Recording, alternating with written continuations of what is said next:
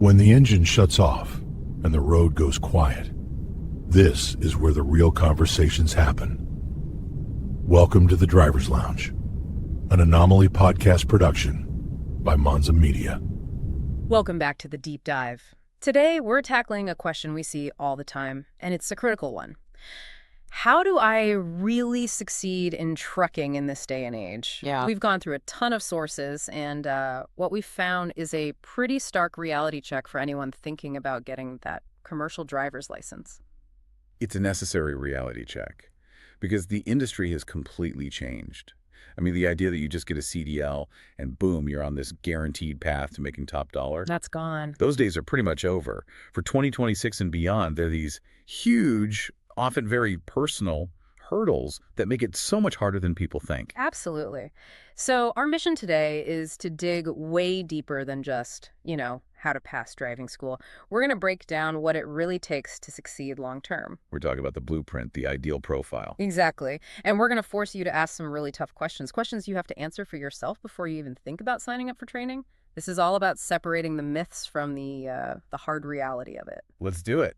Okay, so let's start with something that was, frankly, pretty surprising in the source material. It's this idea of the perfect student. Right. And what's interesting is that this profile isn't defined by what they have. It's actually defined by what they lack. That's it. Exactly. The blueprint for the student who has the best shot at success, statistically speaking, is all about total personal freedom. So what does that mean? Well, first, the basics. Yeah. You have to be healthy, obviously. Pass a DOT physical. And you need clean record. A clean motor vehicle record, clean background, no question. But it goes way deeper. Oh, much deeper. The profile is no high-interest debt dragging you down, no kids, no spouse, no elderly parents you're taking care of, even, an insecure partner who needs constant reassurance. Right. No anchor points holding you back. Zero. And I know that sounds incredibly restrictive, almost impossible for most people, but this very specific person has a massive advantage. Why is that? Because for those first critical 12 to 18 months, they could focus only on themselves. They're totally unencumbered. So they can just live in the truck. Live in the truck, maximize every single hour, and just ruthlessly stack money. And while they're doing it, they're planning their exit. They're using trucking as a tool, a very intense financial tool. And this isn't just theory. The sources had a fascinating case study on this. It was from 2024, I think. A student who fit this profile to a T. Mm-hmm. Zero dependence, zero debt, laser focused. And the numbers, they were just staggering. In 1 year, as a lease purchase driver, he grossed $187,000. He treated it like a business from day one. He didn't just drive. He was studying the lanes, he was optimizing his time, and he got a huge boost because he became a student mentor. Oh, right. So they gave him extra pay. Extra pay every day. It basically turned his single driver operation into something that paid almost like a team position, but without the cost of a second driver. So in that 1 year, he saved about $75,000, and he had a clear plan to start a totally different business after his lease was up. That's the key. But hold on, you just used a key term there. Lease purchase driver. For anyone listening who's brand new to this, what exactly is a lease purchase? Why did that let him earn so much? Great question. A lease purchase is basically a rent-to-own deal for the truck. You're not quite a company employee, but you're not a full independent contractor either. So you're somewhere in the middle. Exactly. The company gives you the truck, but you're on the hook for fuel, maintenance, insurance. All that gets deducted, plus a weekly lease payment. High risk, high reward. Precisely. Yeah. If you're disciplined, if you manage your costs and you never stop running, you can make a lot more money because you get a bigger piece of the revenue. That's what he did. But if you break down, it can bankrupt you. Fast. It demands a level of consistency that someone with, constant family issues at home just can't provide. Okay, so that brings us to the tough part. That $187,000, that's rare. That's an anomaly. Most people listening have debt, they have families. How does the average person succeed if they don't fit that perfect profile? You have to focus on the intermediate steps. You have to be realistic. If you have a family, going OTR over the road means you're gone for weeks. That requires a rock-solid budget at home. You need a buffer. A big one. You need cash to cover training, and those first 6 to 8 weeks where your income is all over the place. Your goal isn't the $187K dream, not yet. It's surviving year one, getting a perfect safety record, and using that OTR money to kill your high-interest debt. So it's about building credibility first, not just chasing the big paycheck. Exactly. So if the path requires that much sacrifice, we have to talk about the mental and emotional side of this, what the sources call the lifestyle shock. It's the number one reason people fail. The mental toll is just. Yeah. It's immense. You're talking about serious isolation. Your sleep is constantly disrupted, the stress, the homesickness. It can lead to real depression. And that loneliness is something people underestimate. Profoundly. You could be at a huge, crowded truck stop surrounded by hundreds of people and feel completely and utterly alone. There's no real connection for days, even weeks. So for you listening, this is a direct question. Can you handle that? Can you handle long stretches of silence, of being uncomfortable, of being away from everything you know? Because if the answer is no, the data suggests you're probably going to quit before you ever hit your stride. That's the most common outcome. So how do you prepare for that? You need coping strategies from day one. A fitness routine on the road, scheduling video calls with family every single day. You have to schedule your time off and stick to it, even if it means turning down a good load. Because that mental fatigue. It leads directly to safety risks, no question. Okay, before we dive into the specific hurdles, let's just put the industry in context for a second. Trucking is still a massive opportunity. I mean, what were the numbers? In 2024, there were about 3.8 million active interstate CDL holders. The jobs are there. But you have to come in with humility. And a plan.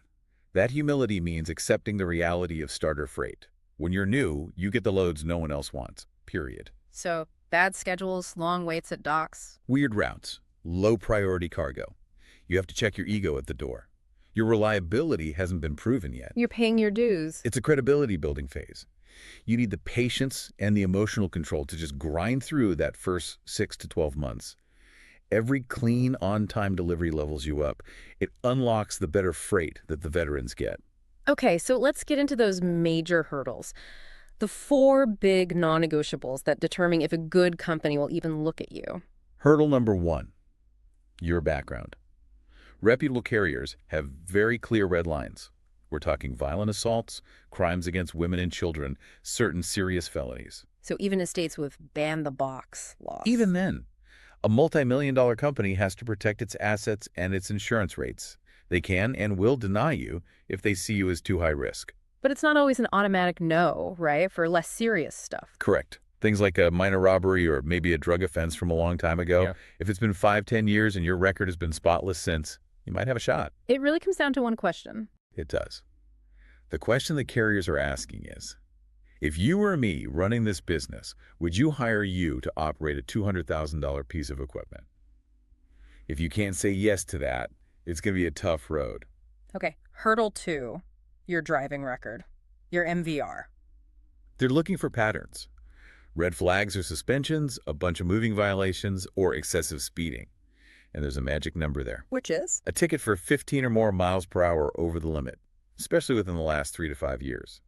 For a lot of insurance companies, that's a hard stop. And that's all about the insurance liability. 100%. It's not about the ticket itself. It's about the fact that you're responsible for an 80,000-pound vehicle. Yeah. Statistically, that 15-plus over ticket is a huge predictor of a major accident. The insurer sees you as a massive risk, and the carrier can't afford to hire you. And while we're on safety, the sources are really clear on this for new drivers. You have to be aware all the time. Lock your doors, be smart about where you park. Watch out for cargo theft scams. But the number one thing is fatigue. Never, ever let anyone pressure you into driving when you're tired. It is the biggest killer in the industry. Absolutely. Okay, hurdle number 3, health and drug testing. The DOT physical is no joke. You have to have things like high blood pressure or diabetes under control and documented. And the drug test is absolute. Absolute. And this includes all THC and marijuana products, gummies, creams, vapes. Even if it's legal in your state, it is not legal under federal trucking rules. End of story. And they test deep. Hair tests go back, 90 days? At least 90 days, yeah. But if you're serious about this, the advice from veterans is simple. Be at least 12 months clean before you even think about testing, just for peace of mind. And what about prescription pain meds? You need full documentation for the carrier's medical team. And even then, some companies have a policy where they might wait until it's completely out of your system before they put you in a truck. All right, the final hurdle, and this one seems small, but it's a huge deal. Hurdle number 4, phone discipline. It's the silent killer of careers. This sounds trivial, but if you can't put your phone down, the social media, the doom scrolling, the fighting with your partner over text, You will not make it. We've all seen it. We have. Drivers crash because they're tired, stressed, or mentally somewhere else. The road doesn't forgive distraction. That phone, if you can't control it, is a direct sign of poor discipline. Okay, let's shift to commitment. The money and the relationships. Can you actually afford to do this? You need a budget, a real one. Training is 4 to 6 weeks, and you're making maybe $650 to $900 a week. Which isn't much. Not at all. Then when you go OTR, entry-level pay is usually somewhere between $900 and $1,300 a week, depending on how hard you run. You have to be ready for that initial financial dip. And you pretty much have to go OTR at first, right? Local jobs are rare for new grads. Very rare. Unless you have a pre-hire from a company-paid school, you're going over the road. And once you get that first job, you have to stay. At least 6 to 12 months. Or you get labeled a job hopper. And that will kill your career prospects. It brings us to relationships. This is the breaking point for so many drivers. Yeah. Your spouse, your partner, they have to be 100% on board with you being gone for weeks. Because if there's drama at home. That stress comes right into the cab with you. It becomes a distraction, and distraction is a safety hazard. A supportive partner isn't a bonus, it's a requirement. Last thing here. Choosing a school. Simple. Yeah. Go for the one that gives you more time behind the wheel. It's not about just passing the test. It's about surviving in the real world.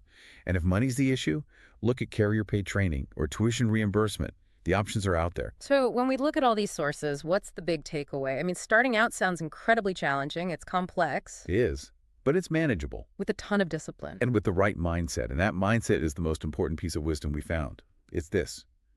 Trucking is not the destination.